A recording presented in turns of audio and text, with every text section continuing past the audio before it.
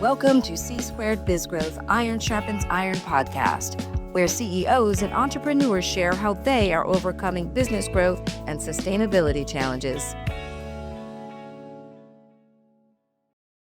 Victoria Sassine, welcome to the show, and we're excited that you're joining us. Thank you. I'm so excited to be here today, John. Victoria is a business executive and PE investor who brings her operating experience, board participation, investing knowledge to business executives across a host of industry sectors. Her expertise is creating scalable operational and financial processes for businesses at every level of growth and development. And she is unparalleled in this field. She also serves as a director of the New York Stock Exchange, Pantheon Private Credit, and AMG Funds. She lectures at Babson College and has helped launch Goldman Sachs' 10,000 small businesses nationwide. Victoria earned her MBA from the University of Chicago and is a CPA. Victoria, we are excited that you're here today. Great. Thank you so much. Yes, and before we jump right into the topics today, we want to learn a little bit about yourself. So could you share with us in the audience, you show up today as a founder, CEO, really successful. What important factors from your early career have the most impact on who we see today?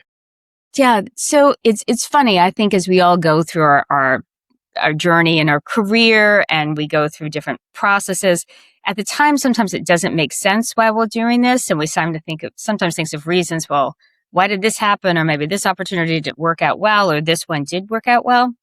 But now at this point in my career, I see that I've always really been interested in wealth creation. And in the very beginning of my career, that was wealth creation through the work that I did. I'm a recovering CPA. I don't know if I can say that online, but I'm a recovering CPA. But it always kind of started where I worked with, creating financial value for the companies I worked for. And I worked for a lot of Fortune 100 companies. These included companies such as Philip Morris companies, Kraft Foods. In the biotech industry, it was Biogen Idec, now Biogen. But towards about 20 years into that, I began to play around with wealth creation for individuals. And wealth creation for an individual can be through investing, for retirement investing or investing in products, but it's also through entrepreneurship. So for the past 20 years, I've basically been a professional director, which means I sit on the boards of public and private companies. And I basically help them create wealth in how either the entrepreneur defines it, or in my public companies, we create wealth products so the majority of Americans can invest and have a good retirement. Fantastic. Well, thank you for sharing that. And wealth creation is important to all of us. And it's great that we're really going to get into your experience from the public and the private sector. But first, I want to just introduce today's topic and provide just a little bit of data for the audience. But we're going to discuss why succession destroys what generations built with family businesses. In the United States today, we have roughly 32 million family-owned businesses that generate about $7.7 trillion in GDP and employ 80 million people. Yet there's the uncomfortable truth: about 30% of these companies successfully transition to a second generation, and about 12% make it to a third generation, but merely 3% survive to the fourth generation. And that failure isn't confined to small firms alone.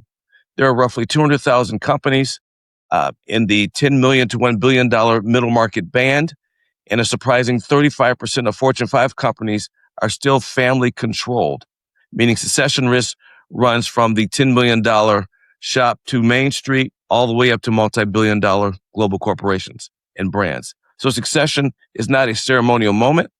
It's a leverage point that can either compound what generations build or quickly destroy it.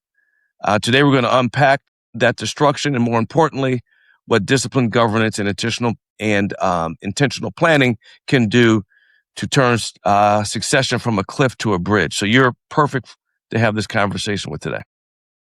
Well, thank you. I love what you said, from a cliff to a bridge, because it's funny when you think of succession. We talk a lot about this wealth transfer, as you mentioned, that the wealth transfer between the baby boomers or Generation X to the next generation, you hear numbers like $8 trillion, but a significant percent of that, about 2 trillion, actually is this family business succession, whether it's the founder to the second generation or a third generation to a fourth generation. And the thing that has really been intriguing me in research and working with various companies all over the world is that it's can often not be a wealth creation opportunity. It's truly a wealth destruction opportunity. And John, I know in your business, when we started talking about this, you mentioned how this causes like a national security issue. This is a potential national security issue. Do you want to talk a little bit about that? Sure, yes, I can. If you look at the supply chain for the Department of War, NASA, and the Energy Department, there's significant large contractors. We would call them Beltway bandits in the DC area. But these are Fortune 100, Fortune 500 companies that we all know, and they do a great job for us.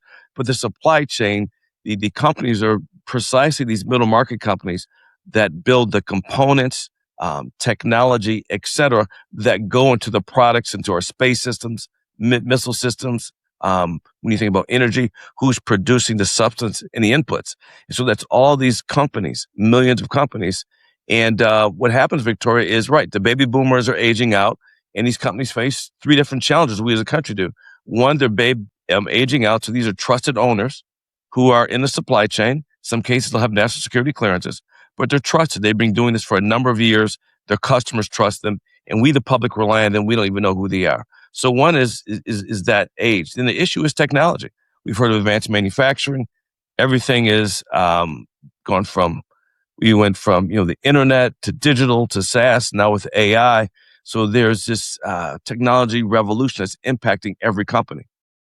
And then secondly, they not only need to adjust for that, they need capital to keep up with new manufacturing and new technology. So they need a new trusted leadership, new technology, and new capital all at once. But these are for folks that have been doing this for a while, and you get to your 60s, 70s, so you don't want to reinvest back in your company. Yeah. So there is a huge wall that we face there, huge challenge. Yeah, and I hadn't really thought about this until you had brought it up about the supply chain and just about the certifications and the relationships you can see. Not to get into politics, although I think it's Sure. probably hard to do that, John, Right. and in Washington, D.C., is we know that presidents and administrations come and go, but we know who really is running the security. It's the people in the trenches, it's the civil service, it's the many generation firms that it's like we're providing the water, we're providing the fiber optic cable, we're providing the security technology that gets us through no matter who is the administration. When I look at businesses and I look at the transitions, I guess one of the things that's interesting to me about family business is that family businesses, and these are public companies and these are private companies. We don't think of large businesses sometimes as family businesses, but Franklin Templeton, which is an asset management business, that's a family business. Ford, that's a family business. Mars, which I just love Almond Joys, but I recently became familiar with the fact they own a lot of pet food. Is a huge part. Purina Pet Food is a huge part of their portfolio. We don't think of these companies as like family businesses, but they are. Some of them have been incredibly successful with transitions, and some of them have not. But when we think about family businesses, when a business goes through any type of inflection point, you always have people problems. You always have process problems. You always have market problems. John, you talked about the technology, gradually or increasingly changing, where we're going from, we were digital and now we're in AI. It wasn't too long ago, John, that I think you and I sat around a table and would talk to businesses and we would say, do you have a digital marketing strategy? There's no such thing as a digital marketing strategy. Right, That right. is No. that is the marketing strategy, right? Right. But in businesses, you have these three things: people, process, and markets. But then when you come to a family business, you're basically locked into a, dare I say, dysfunction that it is Thanksgiving dinner every day, especially when it comes to the succession changing. So one of the things, and you may have mentioned it in my bio, not only did I work with Fortune 100 companies, and I do sit on the board of some very large public companies, but probably about 10 years ago, I became the national director for the Goldman Sachs 10,000 Small Business Program, the academic lead. So I was incredibly lucky with literally 12,000 businesses across America. I would say half of those businesses were family owned, or they were going to be family owned. And I had identified a couple of watch outs or a couple of real problems that as we go through the succession that the founders should look through. Do you want me to go through those, or do you want to guess what they are, or what do you think? Yeah, we can go through those. I think a couple of those could be just related to the succession planning, real intentional about that planning. Yeah. And one question would be, what does the exit look like if there's not, in terms of exit of the current founder, the current generation? Second would be, is anyone in that next generation actually interested in the company at all? And if they are, do they want to pay the dues, if you will, to really be able to earn that right? Yeah, it's funny. I'm going to talk to the first one about the founder leaving, or Mhm. that first generation Right. leaving. In a way, I've come full circle because I started in the wig business when I was a teenager. My grandfather owned a chain of wig stores called called Chick Creations that were up and down the southeast and the Mhm. south part of the United States. Mhm. And this was back in the 70s, where we were just introducing like human hair wigs and extensions. And it was in the garment district in Manhattan. And I would work in the summers packing boxes of wigs and accessories. And it would be hot, and there would be various rodents, and it was just disgusting. And I thought, I am never going to do this business. I am not working for a family business. I'm going to go and work for something very glamorous, which everybody else was working on, Right. and Right. socks and a suit. So Yeah. I fled the family business and then worked for Fortune 100 companies. But one of the things with my family's Mhm. business would happen, which I think happens with a lot of family businesses, Mhm. is that the founder is not ready to leave. The Mhm. company and the next generation is ready for the founder to leave, but the founder is not ready to leave. I can tell you in our company, the founder, which was my grandfather at 80, should have left, but he was so tied up into, he was the CEO of this business. This was who he was. He had spent 40 years, he had started this in his 50s, 40 years of being the wig guy. I mean, everyone knew Chick LaVazy. He was the wig guy down in Lower Manhattan. And what was that going to look like?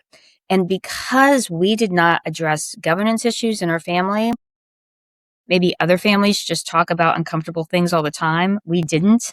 We hid them underneath, they were invisible underneath the table Right. all the time. Right. Right. Somehow this was all going to work out. Right. Uh, my grandfather left at 90, and by the time he had left, he had destroyed about $1.5 million of the business.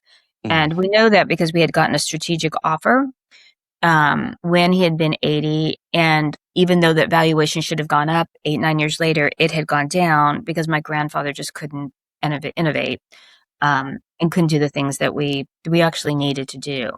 So one of the things when we talk about the transition is the best time for the founder to leave, I think, in working with 10,000 businesses, Right. is not when they're ready to leave, but it's when that next generation is ready to come. So let's break that down into two Yeah. parts. One part is something that's not talked enough about is, what does that founder going to do when they leave? John, you and I have probably seen founders like, I'm leaving this to my daughter. I'll just go and be the chairman of the board. And I'm going to Right. be the Right. chairman of Yes. the board. Yes. Exactly. Right. John, Yeah. right? Right. And Yes. and I still have signature authority, and everyone knows in the corporate structure, most 99%, at least all the ones I've seen, the chairman of the board is where the buck stops with him or her. Exactly. So you now have the daughter who's trying to be the CEO, but the employees are like, I'm just going to go to your dad, or the suppliers are like, let me go. Had to deal with your dad. Um, and this just causes more dysfunction and creates value destruction. I would say, talking to the theme running through all of these things as we talk about is open and honest communication. which is really hard to have. Hard to have even if you are not related to the people you're working with, but even harder to have when you're bringing in, every Thanksgiving dinner and what happened when you were in 5th grade and who got a car first. I mean, all of those stories come up. So Okay. the one piece of advice I could say is with a founder or second generation transitioning, it is open communication with a timeline about not only when they're going to leave, but what are they going to do when they leave. I think, John, you probably have some Mhm. bad examples of what's happened. Um, I don't know if you want to jump in and tell an example. I can tell Sure. some more good Yeah, example. yeah, no, yeah, yeah. So one of the examples that I would share was the first, when I was in banking, we'd have this phrase when I first started off as a loan officer, where you love the first generation because they're the ones that sweat and build it.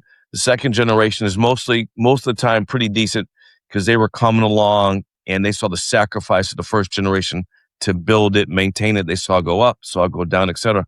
But the third generation, if they grew up at a country club in a big house, they're the ones that think that they want to have the company when they're 24, 25, 30, run it 2 years. The first thing they want to do is go open a restaurant, Victoria.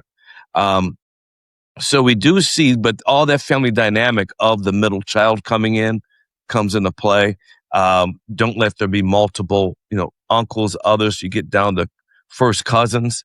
And so I've seen a lot of those situations where, perfect example, in a restructuring case I had, manufacturing company, the second generation kind of messed it up, had a handshake deal on some contracts and left a big mess for the third generation to deal with, that we were trying to restructure to salvage something of that company for that third generation.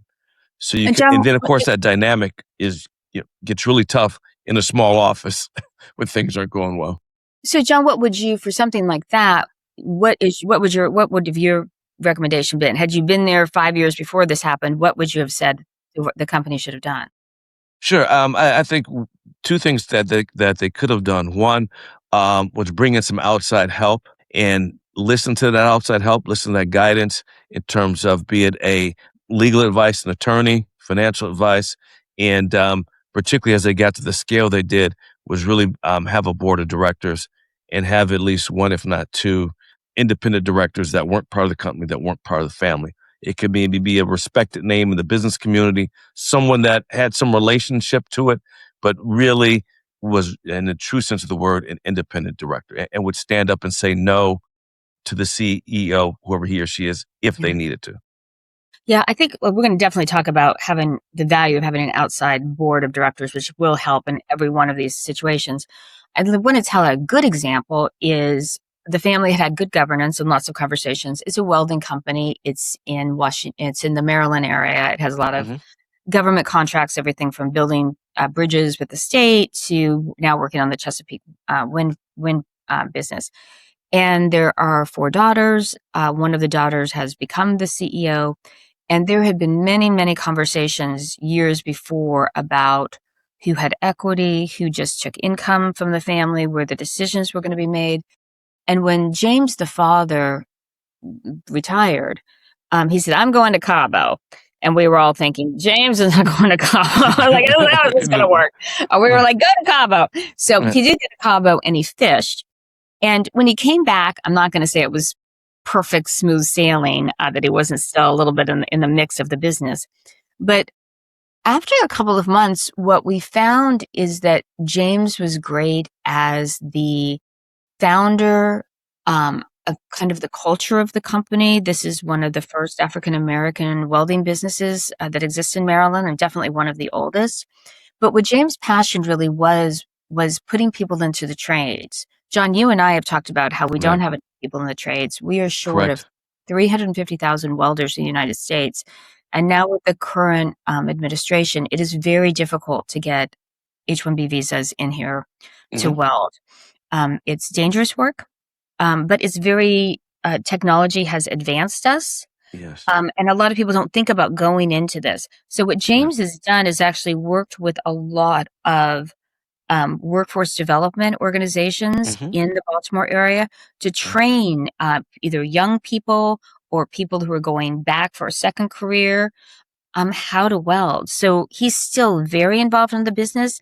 He is helping us get a good labor force. So there's an example of someone who's still in the business, but they're not Right. making all the decisions. So going back to that, having the founder say, I am going to leave and this is what I'm going to do is so helpful. Again, it could be I'm going to Cabo. It could be Yes. I'll play golf. It could be I'm going to go back to school. Um, but having them have a plan, I don't think we Right. talk enough about that. Right. And I think it's like to add in there, Victoria, with the founder is what is their vision? And Mm, part of the vision, if you kind of, we would always say in government, what's the mission, right? What's the mission of the energy department? What's the mission that we're doing as we're having conversations around strategy? Well, if the mission is this to be a going concern and not exit and to be a going concern, then the founder has to have a vision. And I think humility to step away from it, that he or she has built, along with others, something that's bigger than themselves from a family standpoint, from the role they play in the community. Like you said, many private companies are very active into giving to various charities, whatever, et cetera, in their local communities. But if you have a sense of humility that this is bigger than you, and yes, you started it, but in essence, you become a caretaker of it, meaning you've got to hand it off, be that bridge to the next generation of who's coming next, then I think you take a different mindset as yeah, opposed to someone who's so engaged in his, I think you mentioned a little bit earlier about your grandfather, perhaps their identity becomes wrapped up into who they are. I'm the CEO of boom. I'm known as this person. And then I think that's a little bit of a red flag for all founders or CEOs that are looking to maybe pass this on or not. Am I ready? Does your identity become wrapped up in that title? yeah, and I think that that's not having transitioned from several roles in my life. I don't think that's just limited to small business founders, right? I think Sure. it's Right. Yep. all I'm Oh, tied into. I was on the right. Obama administration. I'm tied into the fact I was the director for Philip Morris companies, and now Right. I'm not. So Right. what do I Right. say? Now what do I say I do? Now I go to the grocery store in the middle of the afternoon. Right. What do I do? But one of the things you said was the humility. I like that term, but I also want to I offer that humility. It's easier for me to feel this if I also feel that that second generation is actually ready. If that second Hmm. generation isn't ready and I want to leave or feel I need to leave, how do you get them ready? How Right. do you actually say they're lacking in in a skill? And this is where your board of advisors Hmm. can help you. And also just which would be everything from a true skill matrix. What are you missing? How can we help you? Um, to I need to shore up an experience I don't have right now, which could be bringing in a fractional CFO or fractional COO. I think one of the biggest examples that I see a lot is that the first generation, they've got the sales contracts. And the second generation comes in and it's like, yeah, well, dad's got that or mom's got those sales contracts. I'm going to work on operations. We're going to get a real CFO, a real accountant here who can tell us what's going on. We're going to get a safety officer. But those sales relationships are so tied up into that founder. And how do you actually have that second generation kind of morph into having those relationships? And remember that first generation is Hmm. probably relationships heavy with that other first generation. And now there's a Right. second generation coming from that the founder doesn't Right. know and the daughter doesn't know. I mean, John, what have you seen and how have you seen Yeah. that well? No, that's a great question, Victoria. We at the Cornerstone Group kind of like a three-tiered strategy Mm, in terms of why you want to have we would call it a board of directors, is they bring intellectual property and the trusted relationships. But when you're just starting off for a small company, you can still have your advisors. They should be people that you've worked with, that they're there for you. You're not just their client. Typically, it's going to be some type of accounting or CPA firm, your outside lawyer, and then as you're growing your business, you have a uh, wealth advisor as well that gets into tax planning. And a best practice we've seen work is you as the founder, you are meeting with those individuals together at least once a year, if not twice, talking about planning of the company. What does uh, the rest of this year look like? What does next year look like in terms of your financial forecast, operational forecast? What's impacted with your industry? It could be interest rates, borrowing rates, vendors, competition, et cetera. All that goes in that. In one of those conversations, there are succession planning and that next generation, bringing those people along for those conversations, even if they're just listening in the room. Yeah. They're in the room, Yeah. they're just listening. So they've been brought into those conversations. They can be listening for several years just to understand the questions that are being asked. So it's part of getting them ready is developing an informal to a formal program to say, what does 5 years look like? Particularly when you talk about, wills, trust, family assets. It's a great place to bring succession planning right in there because that's going to maintain that wealth that you talked about earlier. Yeah. It's creating the wealth, but then being able to keep it through proper financial planning, but have those individuals there for the continuity of the business. What's the business risk? What's that continuity look like? Yeah, I mean, this becomes so important when you have successions. And I could also say so important when you have any inflection points in a business. Sometimes I introduce myself as a professional director, and I do feel that's what I am. Because not only do I sit on the boards of public companies, but also in a lot of family businesses and construction and chocolate and event planning and HVAC companies. And one of the things that always surprises me is how do you get this board together? How do you find a board of advisors? Who can do it? What does it mean? And for those of you listening out there who have your own small business, I think sometimes businesses react a little negatively to saying, I don't want an outside group of advisors because they're going to tell me what to do. First of all, they can't tell you what to do because it's your business. They can give you advice. And the benefit of it is you may have two people that you kind of talk to. Maybe it's former lawyers or someone who used to be in this business that you go to for advice. But when those two individuals aren't together, there's a real synergy having all two or three of you in the room, bouncing ideas off of you and saying, this is what you can do. Remember, this business is the owner and the founders and the families. You're truly providing just advice and guidance and sometimes an outside help. I recently was reading The House of Fidelity. It's a book that came out, and I used to work at Fidelity Investments, and Abby Johnson. You don't think of Fidelity Investments as being a family business, but it is. And when Abby Johnson came to run that business, because she wasn't a stock picker, I think there was a lot of concern from her father and the board about this. And Abby's expertise was more in, we could take this business and really get heavy into the 401k business. Like not just pick stocks, but also say, hey, if your 401k is here, we can actually provide a service. But that took a lot of back and forth, not between necessarily the father and the daughter, but the board that Ned Johnson had put around him to kind of talk to her to see where she was and to have Ned actually expand his thinking as well.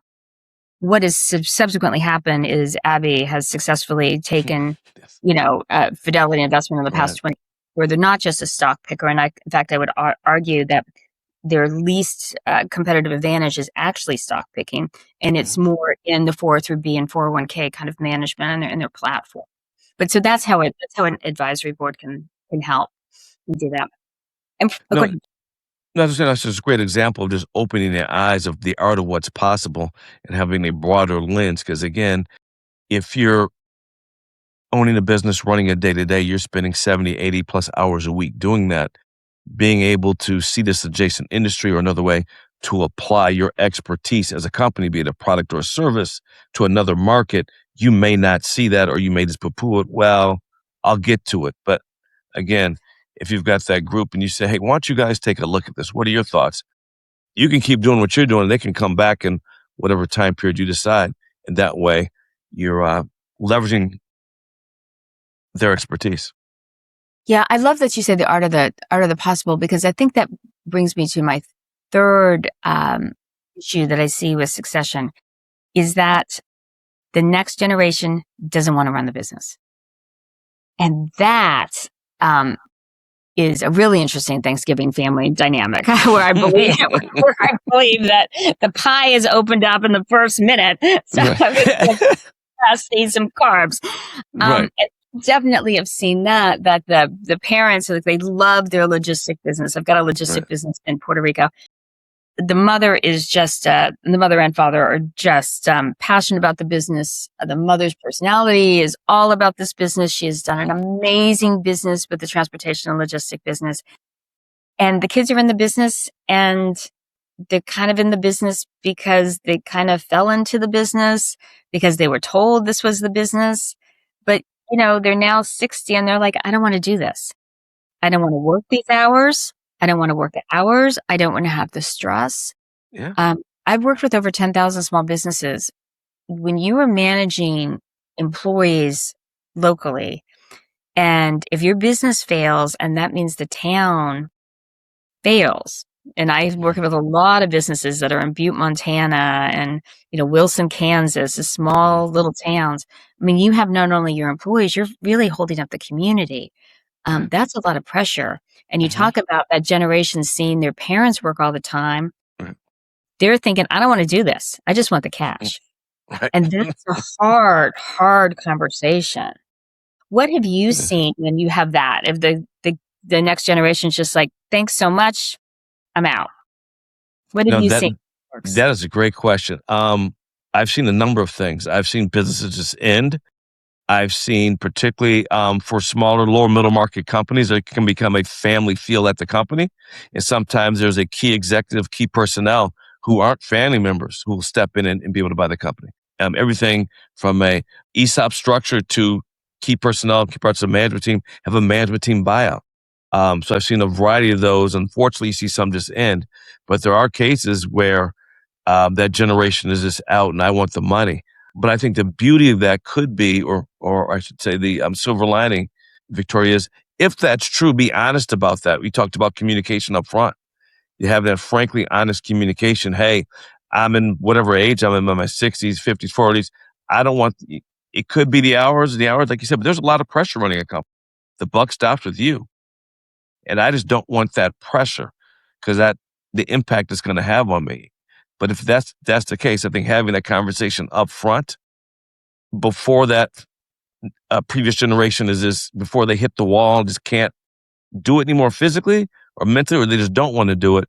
And then that way you can have this succession plan where the company can still go, even if the family is not involved or they sell all or even part of their ownership stake. I've seen that case too, where, hey, we're going to sell some of our ownership stake and bring in a management team, hiring a professional management team. So between just they don't exist anymore, ESOP to key personnel buying it, and in some cases is we'll have a management team. We'll sell some of the equity, have a cash event, liquidity event for everybody, and then we will step back and bring in a professional management team to run the company. And again, maybe we're involved in the board or whatever. We just don't want that day-to-day pressure, that grind. Yeah, and I think the one thing, we've talked the themes through this to me that I see is open communication, open communication, open communication. Early conversations. Let's not wait until the founder has a heart attack and then you're like, oh my God, we have nobody here. Nobody can run Right. the business. No one wants Right. to be in this business. Right. Yes. I would say for our business, no one wanted to be in the wig business. Um, Although now I think we should have stayed in the extension business. I think we could have Right. made a lot Yes. of money with extensions now. Um, but the other thing is also be open for change. And it's funny because we're afraid of change. Even as entrepreneurs, we're used to our change. The market's going to change. The people are going to change. People are going to leave us. Technology is going to happen. But the fact that, oh my gosh, we're no longer running, you can laugh at this, no longer running the Western Nebraska funeral parlor franchise. Like Mhm. everyone's gone to the Williamson family to help their loved ones pass. Like that's no longer who we are. Mhm. That's change. It's a natural state of life to be in change. I mean, science Right. is changing, Mhm. but it's also being able to feel comfortable with that. And I want to go back to having, I'm going to say outside help, but really having this board of advisors. I worked at Babson for many, many years. Mhm. We were for many years the number one school in the world, really, for entrepreneurship. And there was some global entrepreneurial data for companies all over the world. that said, if you have an outside board, this is for private companies, if you have an outside board of advisors, you grow more profitably than if you don't. Not faster, not biggest, but more profitably.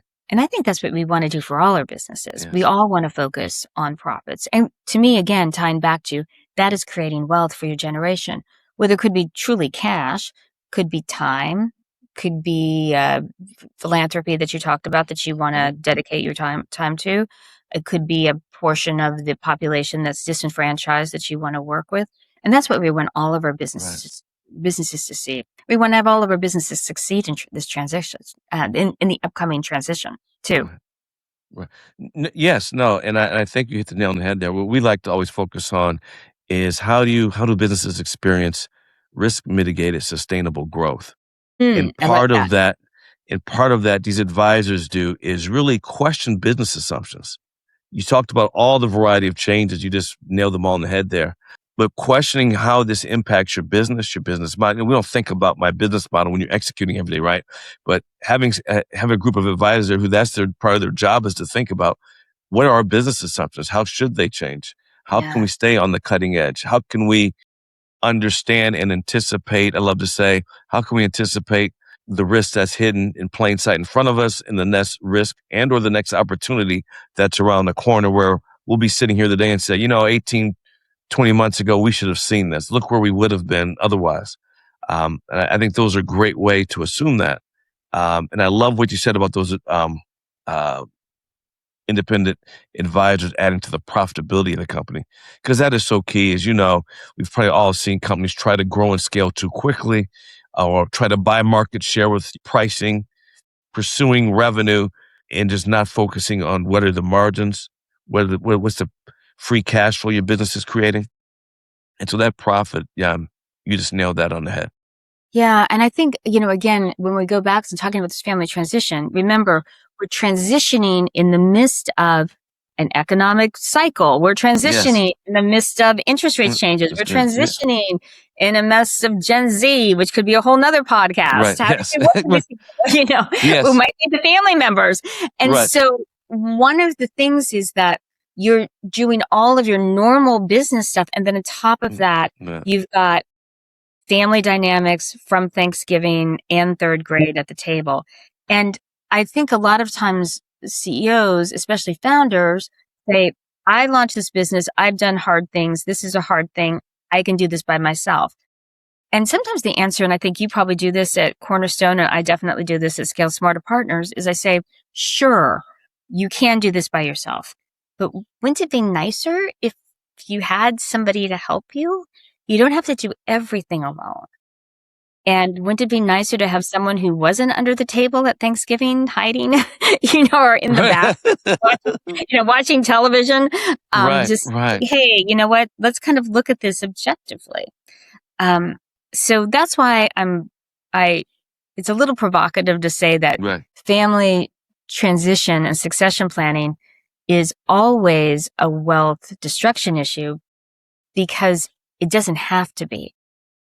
But yet we do see that. And when you look Yes. at the data, we see about 60% of the value of the company go down by the second generation. And some of that is actually in that transition. So, John, I know your passion is working with these businesses. My Yes. passion is working with these businesses.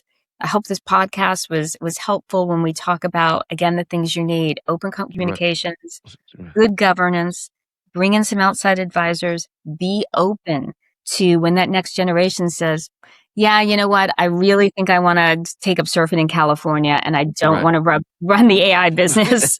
We all need to take a Yes. deep breath and say, Right. okay, what can we do with that? Right. And to help you, basically, live out your, next 10, 15, 20, or in your family's Yes. next 30 years. Yeah. Right. Right. And one thing I would like to add to that is founders in every generation, they need to grow professionally as well. And to your question, well, why does someone always want to do it themselves? Yes, you could do, but maybe within that whole span of tasks that have to be executed, there may be a certain percentage of those where, yes, you still outperform the market and your peers. there may be those that other people can do that as well. Yeah. And letting someone else's light shine is great as well, because in that case, you get 2 plus 2 is not 4. 2 plus 2 can be 6. It can be 8 by bringing other talents to Yeah. the table to help achieve that task. Yeah. And I think you can't, I mean, we talk about, again, people to talk to. I don't have any hobbies. My hobbies are business. Yeah. And I would say it's professional tennis, which so right now is Wimbledon. So I've been like watching it all day. But Right. John, I know you're very fascinated by business too. There are people who actually just want to help you succeed. And John Yes. with Cornerstones, Right. very, very fine reputation and experience. And I Right. would say mine and my team of consultants that I know, and we've grown over 12,000 businesses, we can help Right. because this Definitely. can be a very, very positive inflection point on a growth curve for your business. But more importantly, I think a positive inflection point for your family. Yes. That is because that's part of your why, right? Yeah, Why it's did you absolutely. why did you do this? Yeah, And now it's absolutely. become bigger than yourself. Yes, it is. I always say that working with my 10,000 businesses, with the exception of my children, who I'm Mhm. kind of proud of sometimes, sometimes not so, sometimes not, sometimes really. But with the exception of working with my children, the fact that I get to work with businesses all over America and help them create wealth and help their town create wealth Mhm. and help them feel this is my legacy. I am just a really, really lucky person. John, I'm Yes. thrilled that I got to be here today. And I'm so thrilled that I met you recently Yes, and we yes, found thank that you. our business interests kind of align, but I'm Aligned, definitely. very excited. No, this is great. And Victoria, we want to thank you for joining us today on C2 Biz Growth, Iron Sharpens Iron. And yes, business planning and succession can and should be a wealth creation event for the business, but then also for the towns and communities that, like you said, the thousands of companies that we've helped, where they operate in and around the country.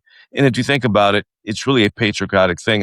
Our country needs all these companies to be successful. Absolutely. And I know this is going to air in the year of our 250th anniversary. That's And right. it's exciting. And so let's make all of your businesses, be part of the next, the next 100 years as well. Yes, fantastic. Great. Well, thank you for joining us on C2 Biz Growth, Iron Sharpens Iron. Thank you, Victoria. And we will see you Thank next time. Thank you so much. Thank you for listening to the C2 Biz Growth Iron Sharpens Iron podcast. And check us out on social media, share, and subscribe.